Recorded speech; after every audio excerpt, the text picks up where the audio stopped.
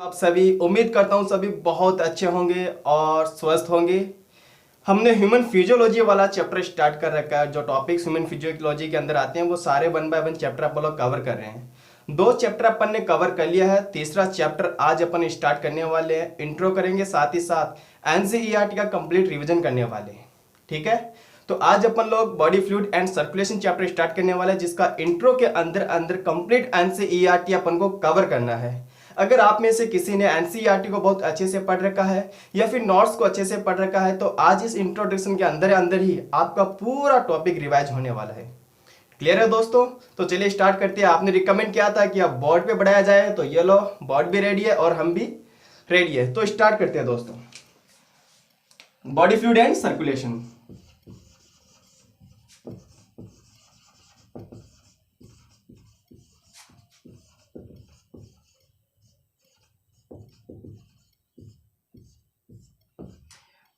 Hindi medium और English medium दोनों को एक साथ पढ़ाने वाले हैं, तो हिंदी में भी अपन लोग पढ़ेंगे और इंग्लिश में भी, दोनों के अंदर अपन लोग इस टॉपिक को देखने वाले हैं।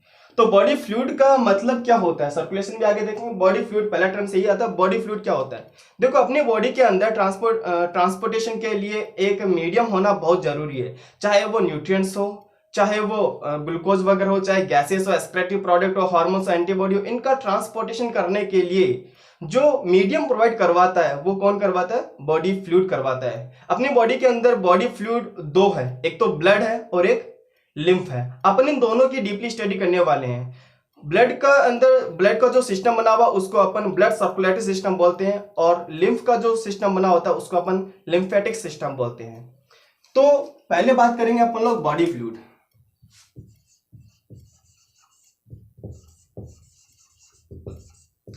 बॉडी फ्लूइड मैंने बता दिया था, जो ट्रांसपोर्टेशन का काम करता है, जो परिवहन का कार्य करता है, चाहे वो हार्मोन हो, चाहे वो ग्लूकोज वगैरह हो, न्यूट्रिएंट वगैरह हो, चाहे एंटीबॉडी हो, चाहे वेस्ट प्रोडक्ट हो। वेस्ट प्रोडक्ट जहां पे बनते हैं वहां से लेकर उसको एक्सक्रीटरी जो ऑर्गन होते हैं वहां तक लेके आने का कार्य भी कौन करता है? बॉडी फ्लूइड ही करता है। तो बॉडी फ्लूइड कौन कौन सा पढ़ेंगे अपन लोग? एक तो ब्लड पढ़ेंगे और एक लिम्फ पढ़ेंगे। ब्लड को अपन लोग रक्त बोलते हैं, लिम्फ को अपन लोग लसिका बोलते हैं। क्लियर हो गया? ब्लड और लिम्फ। देखो, ब्लड बहुत ज्यादा इंपॉर्टेंट पार्ट होता है अपनी बॉडी का, और मेजोडर्म होता है इसका ओरिजिन। ब्लड के बारे में अपन लोग जानेंगे कि ब्लड एक्चुअली अपनी बॉडी वेट का कितना परसेंट होता है, ECF एक्स्ट्रा सेल्यूलर फ्लूइड का कितना परसेंट होता है, इसकी पीएच कितनी होती है, इसका कलर रेड क्यों होता है, इसका मीडियम कैसा होता है, सारी बातें अपन लोग ब्लड के अंदर करेंगे जब अपन इसको डीपली पढ़ेंगे। आज तो केवल अपन लोग इसका इंट्रो कर रहे हैं और एक फॉर्मेट तैयार कर रहे हैं अपने माइंड के अंदर कि कौन कौन से टॉपिक इस चैप्टर में अपन लोग कवर करने वाले हैं। क्लियर हो गया? तो ब्लड के बारे में जानेंगे। ये एक स्पेशलाइज्ड लिक्विड कनेक्टिव टिश्यू होता है, और ब्लड के अंदर दो चीजें अपन लोग पढ़ने वाले हैं। जैसे मैं आपको एक बता देता हूं रफली। ये अपनी कोई ब्लड वेसल्स है जिसके अंदर ब्लड फ्लो हो रहा है। इस ब्लड में से मैंने क्या किया, जो फॉर्म्ड एलिमेंट है लाइक आरबीसी, डब्ल्यूबीसी और प्लेटलेट्स, इन तीनों को मैंने रिमूव किया, बाहर निकाल दिया। लेकिन अब जो रिमेनिंग वाला पोर्शन है इस ब्लड का, अब जो बचा हुआ भाग है इस रक्त का, उसको अपन क्या बोलते हैं? प्लाज्मा बोलते हैं। क्या बोलते हैं उसको? प्लाज्मा। तो याद रखना, ब्लड को अपन टू पार्ट में डिवाइड कर सकते हैं, प्लाज्मा और फॉर्म्ड एलिमेंट। प्लाज्मा वाला जो पार्ट होता है वो 55% होता है ब्लड का, और फॉर्म्ड एलिमेंट जो होता है वो 45% होता है ब्लड का। क्लियर हो गया? तो अपन इसको रफ कर देते हैं। ओके,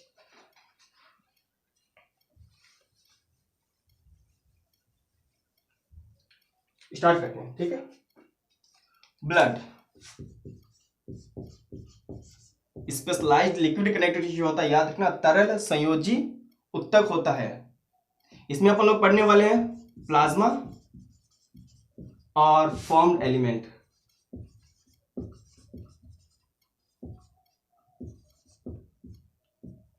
प्लाज्मा को अपन लोग हिंदी में भी प्लाज्मा बोलते हैं, इसको मैट्रिक्स भी बोल देते हैं। इसका जो कलर होता है वो पेल येलो, हल्का पीला रंग का होता है, जो कि यूरोबिलिनोजन के कारण होता है। याद रखना इस चीज को, यूरोबिलिनोजन का निर्माण कैसे होता है एक्चुअली यकृत के अंदर, लिवर के अंदर जब आरबीसी ब्रेक होती है, आरबीसी ब्रेक होने के बाद हीमोग्लोबिन के अंदर हीम पार्ट अलग हो जाएगा, ग्लोबिन पार्ट अलग हो जाएगा। ग्लोबिन एक प्रोटीन होती है जो कि इजीली डाइजेस्ट हो जाती है। हीम में से Fe+2 अलग हो जाएगा, पोरफायरिन वाला पार्ट अलग हो जाएगा, बिलिवर्डिन बिलिरुबिन बनते हैं, देन इनसे यूरोबिलिनोजन का निर्माण होता है। यूरोबिलिनोजन ही प्लाज्मा को कलर प्रोवाइड करवाता है क्योंकि ये एक प्रकार का पिगमेंट यानी वर्णक होता है। देन लास्ट के अंदर ये अपने यूरिन को भी कलर प्रोवाइड करवाता है, लेकिन ये यूरोबिलिनोजन के फॉर्म में नहीं होता, फिर ये यूरोक्रोम के फॉर्म में होता है। इसलिए याद रखना, यूरिन को जो जो कलर प्रोवाइड करवाता है, यूरिन के अंदर जो पिगमेंट होता है जो इसको कलर प्रोवाइड करवाता है वो यूरोक्रोम करवाता है। याद रखना, यूरोबिलिनोजन ही यूरोक्रोम के अंदर कन्वर्ट होता है। ये सारी बातें अपन लोग जब डिटेल में पढ़ेंगे इसको तब जानेंगे। फॉर्म एलिमेंट में क्या क्या आता है वो देख लेते थोड़ा सा। फॉर्म एलिमेंट में अपन लोग पढ़ेंगे आरबीसी के बारे में, डब्ल्यूबीसी के बारे में और प्लेटलेट्स के बारे में। आरबीसी को अपन लोग इरिथ्रोसाइट बोलते हैं, डब्ल्यूबीसी को ल्यूकोसाइट बोलते हैं और प्लेटलेट्स को थ्रोम्बोसाइट बोलते हैं। आरबीसी, डब्ल्यूबीसी और प्लेटलेट तीनों का अच्छे से पोस्टमार्टम करेंगे अपन लोग। हर एक चीज अपन लोग इसके अंदर पढ़ने वाले, हर एक शॉर्ट से छोटा पॉइंट अपन लोग जानेंगे जहां से क्वेश्चन बन सकते हैं और बने हुए भी हैं। क्लियर हो गया? आरबीसी का नंबर कितना होता है, इसका शेप कैसी होती है। कई आरबीसी ऐसी भी होती हैं, कई जो क्या बोलते हैं उनको अपन स्तनधारी, कोई ऐसे भी होते हैं जिनके अंदर मैच्योर आरबीसी के अंदर भी न्यूक्लियस प्रेजेंट होता है। लामा एंड ऊट आपने पढ़ा भी होगा कहीं ना कहीं। देन अपन लोग ये जानेंगे डब्ल्यूबीसी के बारे में कि डब्ल्यूबीसी का अमाउंट कितना होता है। डब्ल्यूबीसी ग्रेन्यूल्स के अकॉर्डिंग कितने टाइप की होती है? 2 टाइप की होती है, granulocyte cell and एग्रेन्युलोसाइट cell. Granulocyte cell 3 प्रकार की होती है, न्यूट्रोफिल, इओसिनोफिल, बेसोफिल एंड एग्रेन्युलोसाइट 2 प्रकार की होती है, मोनोसाइट एंड लिम्फोसाइट, जो कि बी और टी होती है। जब अपन इनको डिटेल में पढ़ेंगे तब अपन को और भी अच्छे से इनको देखने वाले हैं। प्लेटलेट्स के बारे में जानेंगे कि ये जो अपनी बोन मैरो होती है कि स्पेशलाइज्ड सेल होती है, उसके ये ब्रेकडाउन से बनती है जिसको अपन मेगा कैरियोसाइट कोशिका के विखंडन से इनका निर्माण होता है। इसका नंबर जानेंगे। काम आपको पता ही है क्या काम है इसका, ब्लड क्लॉटिंग का काम होता है। उसके बाद कौन सा टॉपिक पढ़ने वाले याद रखना, उसके बाद पढ़ेंगे अपन हीमोपोइसिस। हीमोपोइसिस को क्या बोलते हैं? रक्त निर्माण। हीमोपोइसिस का मतलब फॉर्मेशन ऑफ ब्लड। अपना ब्लड का फॉर्मेशन कैसे होता है, रेड बोन मेरो से कैसे अपना ब्लड का फॉर्मेशन होता है। डब्ल्यूबीसी के फॉर्मेशन को क्या बोलते हैं, आरबीसी के फॉर्मेशन को क्या बोलते हैं। आरबीसी का फॉर्मेशन स्टेप बाय स्टेप अपन लोग जानेंगे कि इरिथ्रोसाइट तक आते आते उसके अंदर न्यूक्लियस हट जाता है, न्यूक्लियस उसके अंदर नहीं होता। लेकिन जब प्री मैच्योर आरबीसी होती है, जब मैच्योर हो रही होती है, उससे पहले की बात करें, उसके अंदर न्यूक्लियस होता है। इसलिए अपन ये नहीं कह सकते कि आरबीसी में न्यूक्लियस नहीं होता है। जब वो नई बन रही होती है उस टाइम उसके अंदर न्यूक्लियस होता है। हाँ, ये सेंटेंस बिल्कुल सही है कि मैच्योर आरबीसी में न्यूक्लियस एब्सेंट होता है एक्सेप्ट ऊट एंड लामा, जो कि आप एग्जाम्पल इसके अंदर पढ़ते हो। देन बात करेंगे इसके बाद अपन लोग ब्लड क्लॉटिंग के बारे में।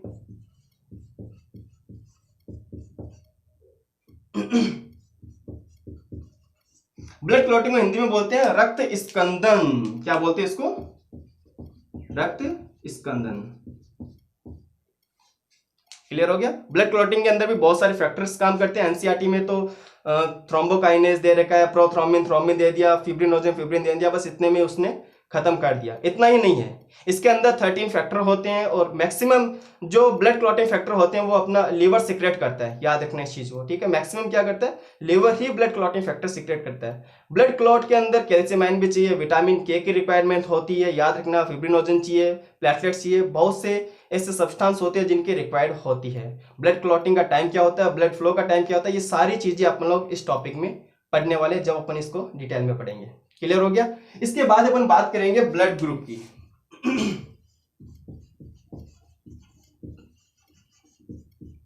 कार्ल लैंडस्टीनर ने एबीओ ब्लड ग्रुप के बारे में बताया था 1901 के अंदर। ये भी जानेंगे कि कौन से ब्लड ग्रुप के अंदर एंटीजन एब्सेंट होते हैं और कौन से ब्लड ग्रुप के अंदर एंटीबॉडी एब्सेंट होती है। कैसे पता चलता है कि किस पर्सन का ब्लड ग्रुप क्या है, उसके आरबीसी के सरफेस पर कौन सा एंटीजन होना चाहिए, उसके प्लाज्मा में कौन सी एंटीबॉडी होनी चाहिए। ये सारी बातें अपन लोग एबीओ ब्लड ग्रुप यानी कि ब्लड ग्रुप वाले टॉपिक के अंदर डिस्कस करेंगे। क्लियर है? उसके बाद एक स्पेशल केस आता है, उसको बोलते हैं अपन erythroblastosis fetalis.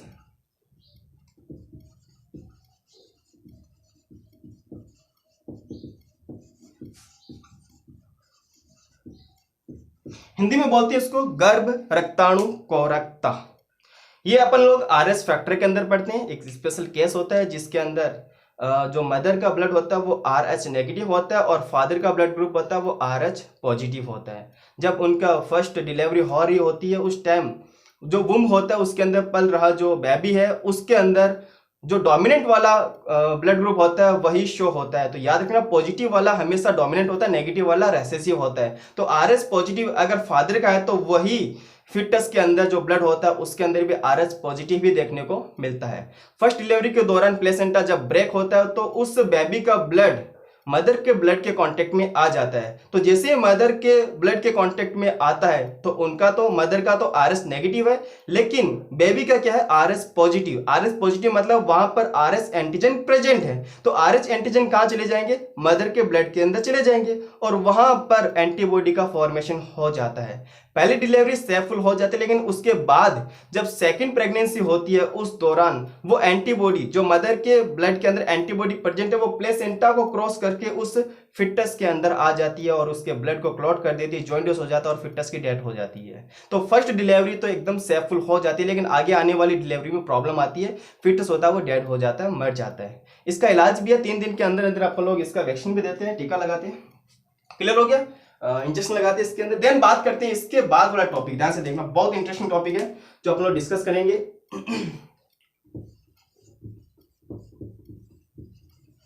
Lymphatic system. NCERT के अंदर बहुत छोटा सा दे रखा है, एक पैराग्राफ ही दे दिया है। लिम्फेटिक सिस्टम को हिंदी में लसिका तंत्र बोलते हैं। क्या बोलते हैं इसको अपन लोग? लसिका तंत्र। लसिका तंत्र बोलते हैं। देखो लिम्फेटिक सिस्टम में अपन लोग कंप्लीट एक सिस्टम पढ़ेंगे, इसको अपन सेकेंडरी सर्कुलेटरी सिस्टम बोलते हैं। इसके अंदर सेकेंडरी हार्ट के बारे में जानेंगे, सिस्टर्ना काइली, सेकेंडरी हार्ट किसको बोलते हैं, ठीक है। देन बात करेंगे लिम्फ वेसल्स क्या होती है, लिम्फ नोड क्या होती है, लिम्फोइड ऑर्गन क्या होता है और लिम्फ क्या होता है, और लास्ट में बात करेंगे अपन लोग ब्लड एंड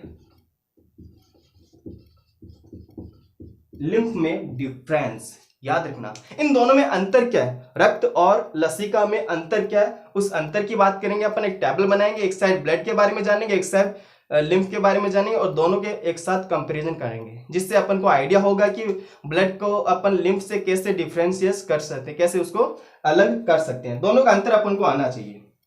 क्लियर हो गया यहां तक? Okay okay fine. देन अपन लोग बात करेंगे ब्लड वेसल्स की।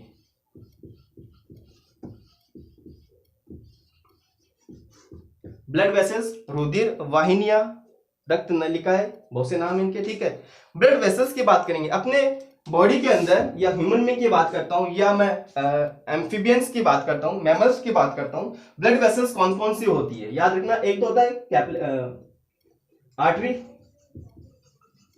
एक होता है वेन और होता है कैपिलरी। आर्टरी, वेन और कैपिलरी। आर्टरी को अपन लोग धमनी बोलते हैं, वेन को सिरा बोलते हैं और कैपिलरी को केशिका बोलते हैं। आर्टरी और वेन के अंदर डिफरेंस अपन को आना चाहिए। एनसीईआरटी में भी बहुत अच्छे से मेंशन किया हुआ विथ डायग्रामेटिक उसने समझाया रखा है कि क्यों किसका ल्यूमेन होता है वो नैरो होता है, किसका ल्यूमेन ब्रॉड होता है, किसका डायमीटर जो ल्यूमेन का डायमीटर उसके बारे में बता दिया, और वॉल किसकी थिन होती है और किसकी वॉल थिक होती है, कौन सी वेसल्स में वॉल प्रेजेंट होते हैं, कौन सी वेसल्स में वॉल एब्सेंट होते हैं। क्लियर हो गया? कौन सी वेसल्स में ब्लड प्रेशर ज्यादा होता है, कौन सी में कम होता है, कौन सी वेसल्स के अंदर मरने के बाद ब्लड मिल जाता है, कौन सी वेसल्स में मरने के बाद ब्लड नहीं मिलता है। क्लियर हो गया? तो ये सारी बातें आप लोग डिस्कस करेंगे इसके अंदर। देन कैपिलरीज की बात करेंगे जो कि only and only endothelium layers की बनी होती है, जिसको अपन ट्यूनिका इंटरना बोलते हैं। ब्लड वेसल्स के अंदर 3 लेयर होती है, ट्यूनिका एक्सटर्ना, ट्यूनिका मीडिया और ट्यूनिका इंटरना होता है। क्लियर हो गया? तो ये सारी बातें आप लोग इस टॉपिक के अंदर करने वाले ब्लड वेसल्स के अंदर। देन बात करेंगे वेरी वेरी इंपॉर्टेंट, ठीक है,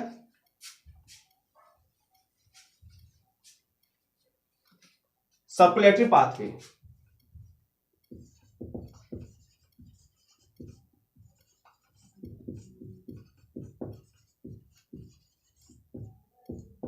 देन बात करेंगे आप लोग सर्कुलेटरी पाथवे।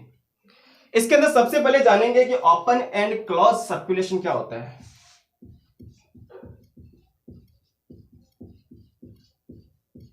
ओपन टाइप का सर्कुलेटरी सिस्टम क्या होता है, क्लोज टाइप का सर्कुलेटरी सिस्टम क्या होता है, इनके अंदर एग्जाम्पल बहुत ज्यादा इंपॉर्टेंट है। ओपन टाइप का सर्कुलेटरी सिस्टम किन किन में मिलता है और क्लोज टाइप का सर्कुलेटरी सिस्टम किस में मिलता है। ओपन टाइप का ऑर्थोपोडा के अंदर मिलता है और मेनली मोलस्का में मिलता है। ऐसे नहीं बोल सकते कि सारे मोलस्का में मिलता है, नहीं, मोलस्का की एक क्लास होती है सेफेलोपोड्स, उसके अंदर क्लोज टाइप का सर्कुलेटरी सिस्टम मिलता है जिसके अंदर ऑक्टोपस, स्क्विड वगैरह आते हैं, ठीक है, उनके अंदर क्लोज टाइप का सर्कुलेटरी सिस्टम देखने को मिलता है। और कॉर्डेट्स वगैरह के अंदर तो खैर क्लोज ही होता है। देन बात करेंगे अपन लोग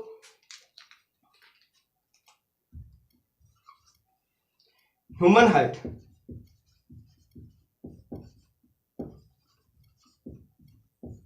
और ह्यूमन हार्ट से पहले अपन लोग एक बात और करने वाले इसके अंदर, 2 चैम्बर हार्ट किस में होता है, 3 चैम्बर हार्ट किस में होता है और 4 चैम्बर हार्ट किस में होता है, वो सारी इसके साथ आ जाएगी बातें, ठीक है। फिश का कंप्लीट सर्कुलेटरी पाथवे अपन लोग देखेंगे, फिश का इंपॉर्टेंट है, उसके बारे में 2 लाइन एनसीईआरटी में दे भी रखा है कि किस तरह से गिल से प्योर ब्लड बॉडी में जाता है, टिश्यू के पास जाता है, वहां से इम्प्योर होके कहाँ जाता है, हार्ट के अंदर आता है। जो हार्ट के अंदर आने से पहले साइनस विनोसस में जाता है, ठीक है, साइनस विनोसस से जाएगा एट्रियम में, एट्रियम से जाएगा वेंट्रिकल में, और वेंट्रिकल से बाद जाएगा ट्रंकस आर्टरियोसिस के बाद, और ट्रंकस आर्टरियोसिस से कहाँ पे जाएगा, वापस गिल्स के अंदर प्योर होने के लिए। इसका मतलब ये कह सकते हैं कि हार्ट के अंदर दोनों चैम्बर में हमेशा इम्प्योर ब्लड यानी डीऑक्सीजनेटेड ब्लड अपन को देखने को मिलता है। उसके बाद एम्फीबियंस एंड रेप्टाइल्स की बात करेंगे। एम्फीबियंस और रेप्टाइल्स के अंदर 3 चैम्बर हार्ट होता है, इनको अपन लोग इनकम्प्लीट डबल सर्कुलेटरी सिस्टम भी बोलते हैं। क्लियर होगा, क्योंकि वेंट्रिकल के अंदर इधर से आया हुआ प्योर ब्लड और इधर से आया हुआ इम्प्योर ब्लड दोनों क्या हो जाता है, मिक्स हो जाता है, और मिक्स ब्लड ही पूरी बॉडी के अंदर जाता है, घूमता रहता है। क्लियर हो गया। तो एम्फीबियंस के अंदर तो कंप्लीटली 3 चैम्बर हार्ट होता है, लेकिन रेप्टाइल के अंदर एक क्लास होती है क्रोकोडिलियन क्लास, जिसके अंदर क्रोकोडाइल, घड़ियाल, एलिगेटर वगैरह आते हैं, उनके अंदर 4 चैम्बर हार्ट प्रेजेंट होते हैं। क्लियर हो गया, कितने चैम्बर हार्ट होते हैं, 4 चैम्बर हार्ट प्रेजेंट होते हैं। उसके बाद तो एविस हो गया, मैमल्स हो गए, इनके अंदर तो 4 चैम्बर हार्ट होता ही होता है। ह्यूमन हार्ट की अपन लोग डीपली बात करेंगे। देन एक प्यारा सा डायग्राम बना लेते हैं हल्का सा।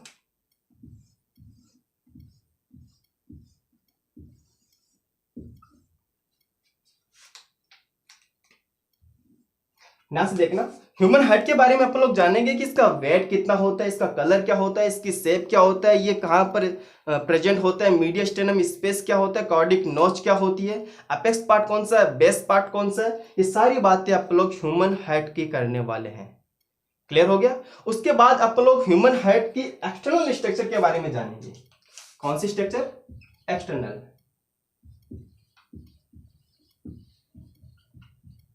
एक्सटर्नल स्ट्रक्चर का मतलब कितनी इसके लेयर होती है, पेरिकार्डियम क्या होती है, मायोकार्डियम क्या होती है, एंडोकार्डियम क्या होती है, कौन सी ज्यादा मस्कुलर होती है, पेरिकार्डियल फ्लूइड क्या होता है, पेराइटल विसरल के बीच के अंदर जो कैविटी होती है उसको पेरिकार्डियल कैविटी बोलते हैं, इसमें जो फ्लूइड होता है उसको पेरिकार्डियल फ्लूइड बोलते हैं। और इस फ्लूइड का क्या काम है, क्या काम है, बहुत ज्यादा इंपॉर्टेंट है, ये अपन को आना चाहिए। ये शॉक से प्रिवेंट करता है, फ्रैक्शन से प्रिवेंट करता है। जब अपन लोग, याद रखना एक चीज मैं आपको बताऊं, जब इन्फेक्शन, देखो ड्राई चीज के अंदर इन्फेक्शन ज्यादा होता है, ये उसको हमेशा नमी बनाए रखता है, उसको एकदम से मॉइस्चर प्रोवाइड करता रहता है, जिससे वहां पर इन्फेक्शन होने के चांस बहुत कम होंगे। तो ये सारी बातें करने वाले अपन पेरिकार्डियल फ्लूइड की, इसी के अंदर चलेगा ये। देन इंटरनल स्ट्रक्चर जो कि बहुत ज्यादा इंपॉर्टेंट है,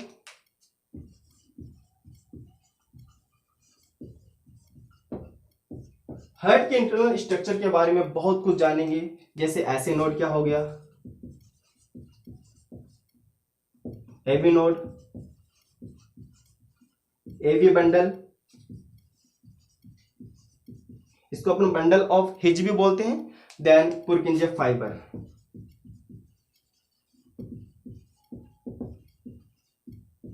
पुरकिंजे fibre, SA node, AV node, bundle of His and Purkinje fibre, जो कि इंपल्स ट्रांसफर करते रहते हैं। देखो सबसे ज्यादा जो क्रिया विभव होता है, ठीक है, वो कहां पर उत्पन्न होता है, ऐसे नोड के अंदर उत्पन्न होता है। जो पोटेंशियल होता है सबसे ज्यादा कहाँ पे उत्पन्न होता है, ऐसे नोड के अंदर। इसीलिए अपन इसको पेस मेकर बोलते हैं हार्ट का, याद रखना। 70 से 75 विभव ये 1 मिनट के अंदर उत्पन्न करता है। और 70 से 75 विभव जब यहाँ से उत्पन्न होते हैं, पहले कहाँ पे आएंगे, एबी नोड के पास आएंगे, और एबी नोड से कहाँ जाएंगे, एबी बंडल के पास, और एबी बंडल से कंप्लीट पुरकिंजे फाइबर। और याद रखना पुरकिंजे fibre only and only ventricle के अंदर ही मिलते हैं, एट्रियम के अंदर वो नहीं मिलते, ठीक है। तो पुरकिंजे फाइबर ओनली वेंट्रिकल को ही कॉन्ट्रैक्ट और रिलैक्स करता है, ध्यान रखना इस चीज को।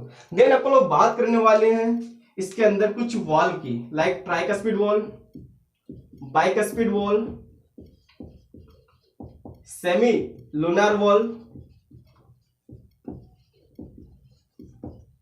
क्लियर होगा, ये भी बहुत ज्यादा इंपॉर्टेंट है। ट्राइकस्पिड वॉल क्या होता है, बाइकस्पिड वॉल क्या होता है, सेमिलुनर वॉल क्या होता है, क्योंकि हर्ट साउंड के अंदर इन्हीं का ही सबसे ज्यादा रोल होता है। तो हर्ट साउंड जब अपन लोग पढ़ेंगे, लब, dub, मरमर, S1, S2, S3, S4 वैसे 4 होते हैं, लेकिन अपन लोग S1 और S2 ही मेनली पढ़ते हैं। सिलेबस में इतना ही है, लब sound and dub sound. Clear हो गया। लब साउंड जो होता है, मान लो एट्रियम के अंदर ब्लड आया, एट्रियम से ब्लड कहां पे जाएगा, वेंट्रिकल के अंदर चला गया। जब वेंट्रिकल कॉन्ट्रैक्ट होते हैं, याद रखना, जब वेंट्रिकल संकुचित होते हैं तो ब्लड कहां पे जाएगा, सेमिलुनर वॉल के थ्रू। इधर तो पल्मोनरी आर्टरी में चला जाएगा और इधर अरोटा के अंदर चला जाएगा। तो जैसे ब्लड उधर जाएगा तो जहां से एट्रियम से वेंट्रिकल्स के अंदर आया है वो वॉल पे क्या होगा, प्रेशर लगेगा और वॉल क्या हो जाएंगे, चिपक जाएंगे। वॉल ऐसे होते हैं, ऐसे चिपक जाते हैं, यानी वॉल क्लोज होते हैं। जैसे वॉल ऐसे चिपकते हैं तो साउंड आता है लब। तो याद रखना, ट्रैक स्पीड और बाइक स्पीड वॉल जब क्लोज होते हैं तब पहला साउंड आता है लब। जब वेंट्रिकल रिलैक्स होते हैं तो बैकफ्लो नहीं हो जाए, इसलिए जो सेमिलुनर वॉल होते हैं, जो अर्धचंद्राकार कपाट होते हैं, जो कि पल्मोनरी आर्टरी और ऑर्बिटा के लास्ट वाले पोर्शन में होते हैं, वो क्लोज हो जाते हैं। और जब वो क्लोज होते हैं तब साउंड आता है डब। तो अपन लोग ये कंप्लीटली बात करेंगे, डोंट वरी। जब अपन इसको डीपली पढ़ेंगे, अच्छे से ब्रीफली देखेंगे सब चीजों को, तब अपन लोग और भी इसको कवर करेंगे। देन बात करेंगे अपन लोग हार्ट बीट। उसके बाद अपन बात करेंगे कार्डिक आउटपुट।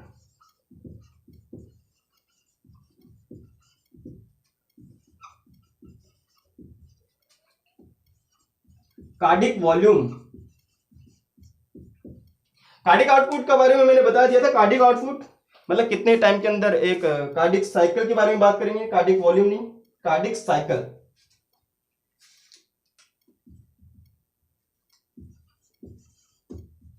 1 मिनट के अंदर वेंट्रिकल से कितना ब्लड निकलता है उसको अपन क्या बोलते हैं, कार्डिक आउटपुट बोलते हैं। कार्डिक साइकिल यानी एक साइकिल के अंदर कितना टाइम लगता है, 0.8 सेकंड का टाइम लगता है, ठीक है। देन बात करेंगे कि एक बीट के अंदर, क्या सुनना, एक बीट के अंदर वेंट्रिकल से कितना ब्लड फ्लो होता है। नॉर्मली आपको पता होगा 70 ml होता है, 70 ml होता है, उसको अपन क्या बोलते हैं, स्ट्रोक वॉल्यूम। उसको अपन लोग क्या बोलते हैं, स्ट्रोक वॉल्यूम अपन लोग उसको बोलते हैं। साथ ही साथ बात करेंगे ब्रेडिकार्डिया क्या होता है, ट्रैकिकार्डिया क्या होता है, इनकी भी थोड़ी सी बात करने वाले हैं। देन पल्स रेट,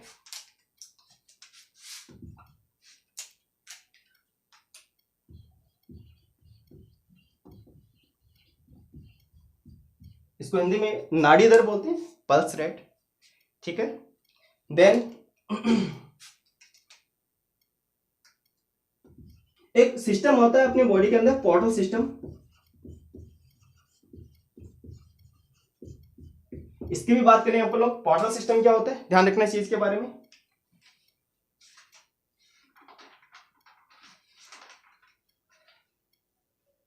क्या हो गया, पोर्टल सिस्टम। तो ये सारी बातें अपन लोग इस चैप्टर के अंदर करने वाले हैं, ठीक है। इन सभी चीजों को अपन लोग 1 by 1 डीपली और ब्रीफली समझेंगे विद कॉन्सेप्ट। एनसीईआरटी एक बार तो आपके माइंड में पूरा घूम गई होगी, कंप्लीट एनसीईआरटी, ठीक है। और अगर आपका ये टॉपिक अच्छे से पढ़ा हुआ है तो आपके माइंड के अंदर पूरे कॉन्सेप्ट भी आ गए होंगे। और जो पहली बार पढ़ रहे हैं, जो 2021 की तैयारी कर रहे हैं, उनके लिए ये एक ब्रीफली चैप्टर होने वाला है। अभी तो ये इंट्रोडक्शन ही है, लेकिन अब अपन 1 by 1 जैसे ब्लड लिम्फ को पहले देखेंगे, ब्लड क्या होता है, प्लाज्मा फॉर्म्ड एलिमेंट क्या होती है, आरबीसी, डब्ल्यूबीसी, प्लेटलेट्स, इनके बारे में डिटेल्स में पढ़ने वाले हैं। उसको पढ़ने के बाद आप एक बार एनसीईआरटी पढ़ना, आपको थोड़ा सा लगेगा एनसीईआरटी वाला, छोटा सा लगेगा, आप एनसीईआरटी को समझोगे ही नहीं, लेकिन आपको कंटिन्यूटी बनानी पड़ेगी, हर एक चीज को अच्छे से समझना पड़ेगा, ब्रीफली समझना पड़ेगा और सब चीजें आपको पढ़नी पड़ेगी। क्लियर हो गया। एक टॉपिक और रहेगा ईसीजी वाला, वो भी अपन लोग इसी के अंदर देखें, इलेक्ट्रोकार्डियोग्राम। एक होता है इलेक्ट्रोकार्डियोग्राफ, ग्राफ जो होता है वो उस मशीन को बोलते हैं, इलेक्ट्रोकार्डियोग्राम जो पेपर निकल के आता है जिसके अंदर वो इंपल्स अपन को नजर आती है उसको अपन इलेक्ट्रोकार्डियोग्राम बोलते हैं। PQRST ये सारे भी अपन लोग देख लेंगे। क्लियर हो गया।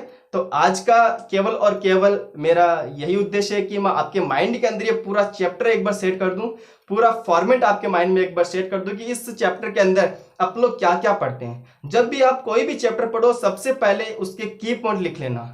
उसके की पॉइंट से होगा क्या, आपका एक सिंगल टॉपिक नहीं छूटेगा और साथ ही साथ एक कॉन्फिडेंस आएगा कि वाह मुझे सारे की पॉइंट्स माइंड में है। और अगर एक बार सारे की पॉइंट्स आपके माइंड में सेट हो जाएंगे तो आपको वो चैप्टर छोटा सा लगेगा। समझ रहे हो ना। क्लियर है। तो हिंदी मीडियम वाले और इंग्लिश मीडियम वालों दोनों को ही मैं साथ में पढ़ाने वाला हूं।